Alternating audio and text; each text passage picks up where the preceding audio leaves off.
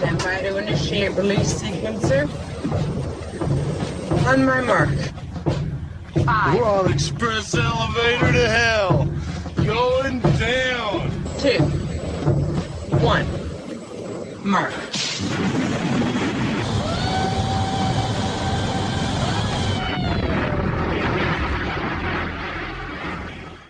Hello everyone, my name is Mark, aka Derringer. Today is Sunday, May 5th, and you are listening to episode 207 of the Instant Action Podcast, your weekly source for Planetside news and information. As always, I'm brought to you by great listeners like you via the Support the Show tab on instantactionpodcast.com. So first up, if this week's show sounds a little bit different, I have to apologize. I am not at my normal recording PC. It's located in my basement, and unfortunately, the end of last week, it appears that I have torn a groin muscle, which basically means right now I'm pretty close to bedridden. I cannot go up and down stairs easily, which means it's almost impossible for me to go all the way down to the basement to get to my recording PC, so I'm just doing this week's show on a secondary PC with basically a headset, not my normal recording setup. So I'm going to apologize in advance if this week's show does not sound as good as previous week's shows. Just know that I am in excruciating pain, and that is my penance for producing a poorer show than normal. Also, if this show is a little shorter than normal, that's the reason why as well. But I'm sure you don't want to hear all about my woes. What's in store for this week's show? Well, first I have the May 3rd PC Hotfix to talk about, which is basically going to be me crying about the spawn beacon change. That's going to be followed by some PS4 Ever news, though. Then after that, I want to talk about the replacement for Recursion's Crosshair overlay you probably want to use. And then I'm going to finish this week's show talking about Bounties. So strap in as we hot drop into another episode of the Instant Action Podcast.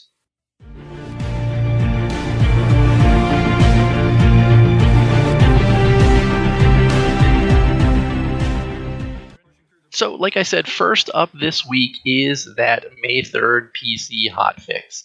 And it's just a small one. There were a couple server downtime hotfixes as well. They were not... There wasn't any front-end changes that we saw. It was all back-end changes. But I know a lot of people were affected by servers being up and then servers being down and then extended downtime and stuff like that. I'm not going to talk about that because there's not too much information about it, just that they were fixing things on the back end. This is the actual changes that came to live on May 3rd. So first off is the server performance improvements. They made some optimizations so that performance under significant load should be much improved from where it was. They also made some changes to the NS operatives, and these were fixes. A big one is that light assaults now have access to rocklet rifle variant ammo types. Also, the munitions pouch grants additional rocklet rifle ammunition. Those were two issues that light assaults were having for the NS operatives. Flak armor also is no longer disappearing after you're upgrading it. And they also fixed an issue where NSO characters were unable to access all construction items. I did see a Reddit post about that at one point during the week, questioning why NSO players weren't able to do construction stuff, and as you can see, that clearly was a bug. There were also some other miscellaneous changes, fixes, and additions. Most notably is the spawn beacons, routers, and the Elysium spawn tube now using their original respawn timers, but they did say that this will be something that they will look to tune at a later date. So the original respawn timers is that 15-second timer. It's a step 2 of the respawn system itself, but more so, you were able to spawn on those instantaneously. I think it was like a 5-second time frame from using a spawn beacon and then being able to use the spawn beacon again. I know I'm not the only person who really enjoyed playing with that in-game. I know quite a few squad leaders and players themselves are disappointed that we saw this change. It was something that was allowing us to respawn over and over and over and over again on top of a spawn beacon. And honestly, it really changed the way the game played for me. I'm not going to lie. It made playing in a squad so much more enjoyable because you were able to instantly drop on a point and keep redropping on a point. And it made for some really intense, crazy fights on some of the bases I was fighting at. I know at one point, both myself and the guys I was playing with and the enemy faction were both dropping via spawn beacon on the roof of a building, and the fights were insane on top of that building. And by taking this away, sure, it might be putting it back to the state that it was supposed to be originally. I think the devs should make this a priority, something that they want to look at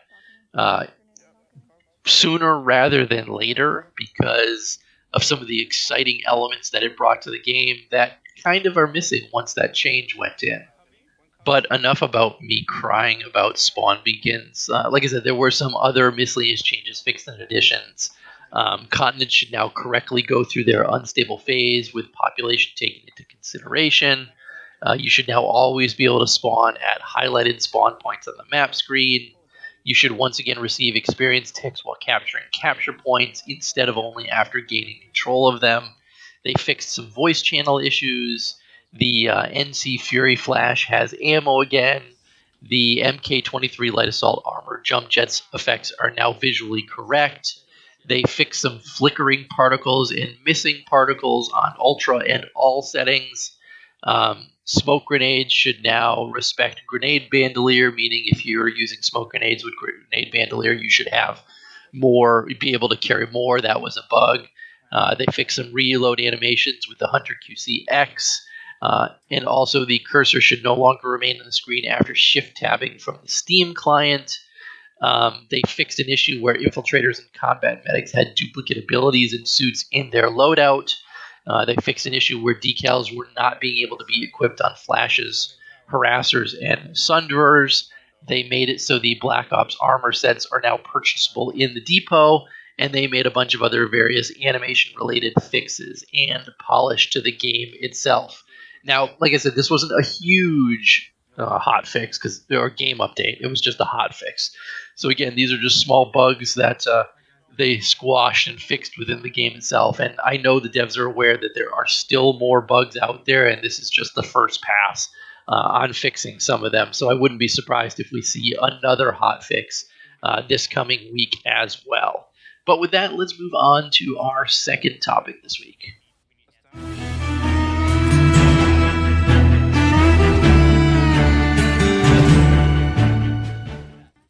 And that second topic is about PS4 Ever. And if you're not familiar with what PS4 Ever is, it is the fan-supported project to continue producing the original Planetside game. Now, this is not something that's affiliated with Daybreak Games because, as we all know, Daybreak Games pulled the plug on the original Planetside. It does not exist any longer as a game that people can play outside of PS4 Ever. So just talking about this Reddit post, which I'll include a link to if you guys want to read all the notes regarding this, it's their update number 21, where they've been hard at work with a really big update, and their goal is to have a big game happen on the weekend of May 18th and 19th.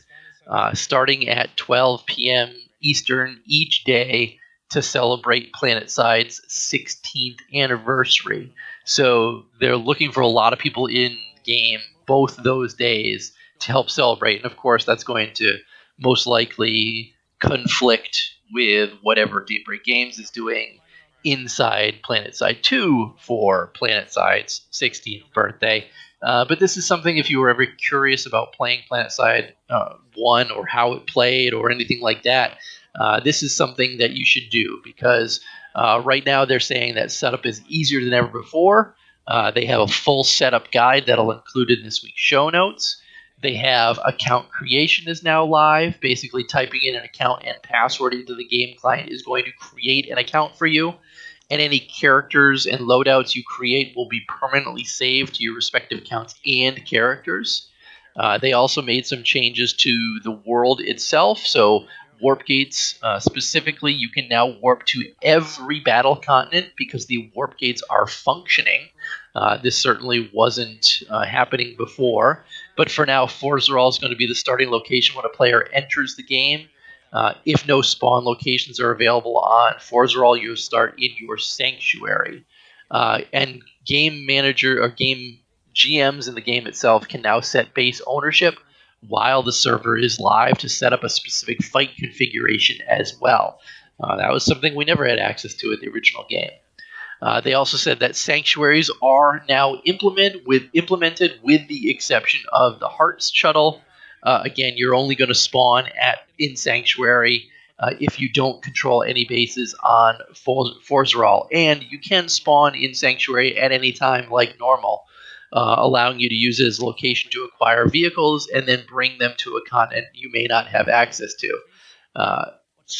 Access to them on specifically, because if you guys weren't aware, in Planetside you could pull a vehicle in Sanctuary and then fly to the warp gate and warp to a different continent, which is something I always wish we could do in Planetside too. They made some changes for base capturing because now all bases and towers can be hacked into and captured.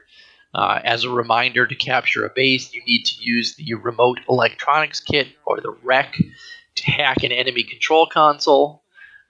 Bases currently only are supporting the hack and hold capture methods. The LLU method is something that they're still currently working on. They also have the global lattice set up, so the combat areas is expanded to include each battle continent, and base capture was added to the global lattice as well, and it's all functional for the purpose of hack links as well. Base states now have an NTU resource level, and they can run out of NTUs. That's the nanite units. And they can also be refilled by ants. NTUs are drained at 10% every hour, and they won't go neutral at 0%. It's currently working, but they've currently disabled that, and it's a temporary setup until they can implement the proper mechanics for NTU depletion. They will be changing NTU levels at their discretion while gameplay is live. But they do want you to know that base states are still a work in progress because spawn tubes and generators cannot be destroyed yet. Base benefits are still hard-coded at this time, so benefits will not transfer through the lattice as well. That's something to be aware of. Going further with all the bases, their equipment that has been implemented thus far is now functional at each base on every battle continent. Wall turrets are functioning and upgradable with the proper advanced engineering cert, but don't actually become destroyed. The gunner will be killed when the turret reaches 1 hit point. Turrets can be repaired, of course. Lockers do work and store items during a gameplay session, but you will lose those at the end of the session because they have not got storage to be persistent yet. Moving along to weapons, a lot of weapons have undergone damage audits, and they should also be a lot more accurate. Specifically, the Lasher's Lash now works properly. I love the Lasher. Splash damage degradation has been added. Some weapons do lack visual projectile sound and sounds, but damage indicators have been fixed. Firing modes for weapons with camera modes, lock-on features, and all AA maxes are temporarily disabled until further work on them, however, is done. They also did a balance update on the Lasher to increase its damage from 6 to 12, and also the distance before Lasher orbs can begin lashing has been reduced from 5 meters to 0 meters, which is effectively around 2.5 meters. And of course, all those changes are experimental and could be changed or reverted. Moving on to certifications and advanced hacking, specifically, that is now functioning, which means characters who have it can hack a greater variety of base equipment, such as terminals, equipment terminals, and vehicle terminals, and also do it more quickly. The combat engineering cert is also live.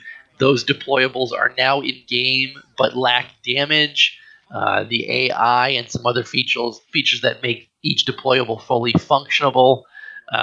Still something that they're going to be working on, so you probably don't want to be taking combat engineering at this point.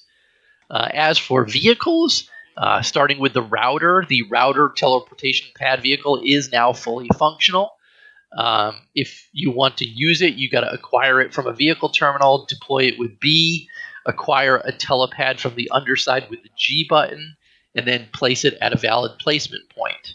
And then it says after a short delay, friendly and enemy players alike will be able to teleport between the router and the telepad, because the router works a little bit differently than it does in Planetside 2.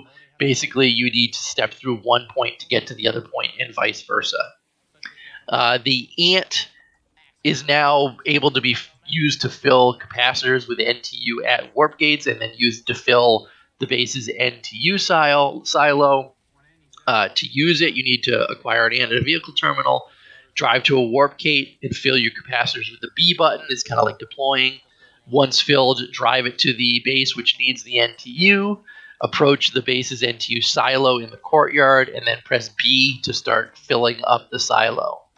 AMSs, the respawn circle for the AMS is now functional, which is nice. You can also load the AMS into a Galaxy's cargo hold, so let's talk about that now. Because the cargo holds for Galaxies and Lodestars are now fully functional. To use them, you need to drive up to the back of the Galaxy or Lodestar and then press the G button when prompted, which is pretty awesome. They also raised the flight ceiling a bit from 400 to 500, and as a modifier, you can pull a Galaxy from any terminal that you can acquire air vehicles for the meantime. Next, they had some implants. There's only 2 currently in the game, Surge and Dark Light Vision, so feel free to use those. And then there were a slew of different bug fixes that they put in place as well.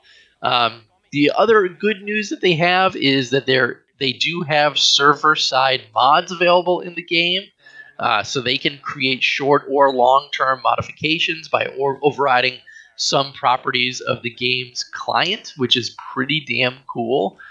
Basically, they can do it straight to the server side, so they don't need to do any downloading or patching. So there's a lot of cool stuff that they can do by being able to do this within the game itself. They've also got some other client-side mods going in as well, and they're going to be looking into new discoveries and new modes that they can make. They've had some proof of concepts that they're able to create new vehicles, new weapons, new maxes, change the terrain, make map changes, and a lot of other stuff. They're still going to be doing a work in process on that. Now, if everything that I've just told you has you very excited about PS4Ever, and you think that you might be able to help them, they are still looking for people to help them. Specifically, they're looking for server development, either Scala or reverse engineering. They're looking for a tools programmer who knows C, C++, and can also help with the launcher and the patcher.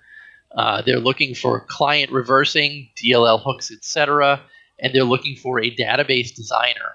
And they say even if you're not a developer, having a large and active community is helpful, and they'd love you to join out their PS4Ever Discord server, which is at chat.ps4ever.net. So again, really the biggest thing here is if you've ever wanted to play Planetside and never got the chance, it sounds like the best time for you to do that is May 18th, May 19th, which is only a couple weeks away at this point, to help them celebrate PS4Ever. I can tell you that as long as I'm healed from this groin injury, I'm definitely going to be checking out the PS4Ever stuff during the anniversary. But with that, let's move over to this week's Veteran's Voice. Take it away, Romus. Alright, Ever people, something to pay attention to this week. Not always specializing. Specializing is for insects or snappers, and while I might enjoy snapping, something you should pay attention to is the generalist weapons. Something that works really well, that's everybody's favorite friend on a vehicle is the basilisk. You can put that thing on any vehicle and it'll be useful. You just have to know what you're doing. Put it on a tank, suddenly you can defend yourself from everything. Put it on a harasser, you can still harass the hell out of people, you just need to stay far away. You want to put that thing on an ant? Suddenly you are the biggest pain in the neck for anybody who ever lived. It's even good on things that don't call it the basilisk, like you put it on galaxies. Those things love it. The Drake is amazing. The important thing to remember is being useful to your team. And the most important thing about being useful is being able to damage everybody. The basilisk might not be able to damage everybody as efficiently at its specialized roles, like a halberd or something like the bulldog for splashing infantry, but it will still make them think twice about coming at you. That's all for this week. Stay frosty, folks. No, I'm not doing a joke, Bloggins. Fuck you, I'm no fun. Thank you, Romus. That's some good information about basilisks and stuff like that. We use them an awful lot. You should be using them too. But next up this week, there are quite a few people looking for the next third-party Crosshair overlay to use now that recursion is currently not working in the game itself. And this is probably just going to be a PSA more than anything else, because I think the general consensus for most people is that PlayClaw is your best option. I'm going to include a link to a pretty good tutorial that Rezel put out there. It's out there on YouTube, which goes through all the steps, including where you need to go to download it, where you can find all the different Crosshair overlays that you can use in-game. It's got how to install PlayClaw, what specific things that you need to use in PlayClaw, what text file you need to edit to make sure that your Crosshair overlay is enabled, including how to calculate where you need to have that overlay show up on your screen in order to be dead center on your screen. It's really an excellent tutorial put together by Rezel over there on YouTube. I highly recommend that if you're looking to use PlayClaw specifically for a third-party Crosshair overlay. I know PlayClaw has some other stuff built into it as well that I'm not really as familiar with.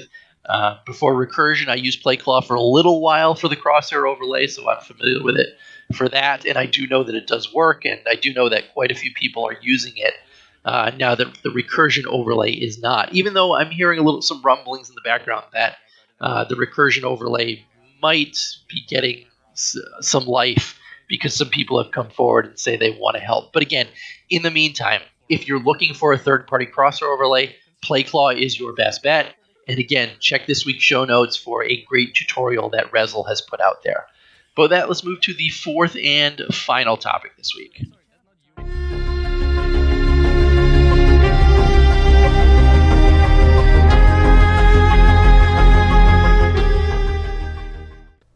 All right, that last topic is about bounties, because while we were doing the 4X XP event last weekend for members, which I took advantage of, playing my NSO character and getting a ton of experience from the 4X XP, one thing that everybody notices as usual is that when they do this members 4X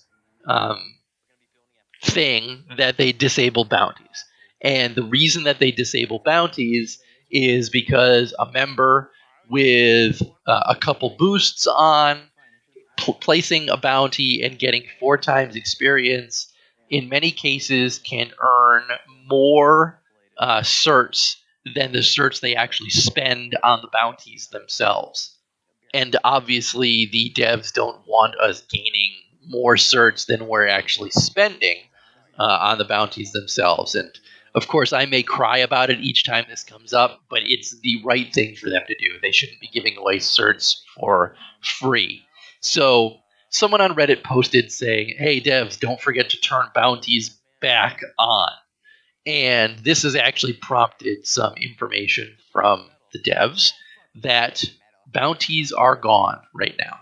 They did not re-enable them, and this is kind of a silent change that they have made, and I don't know if everybody is aware of this, but they have disabled bounties. I reached out to Drew specifically.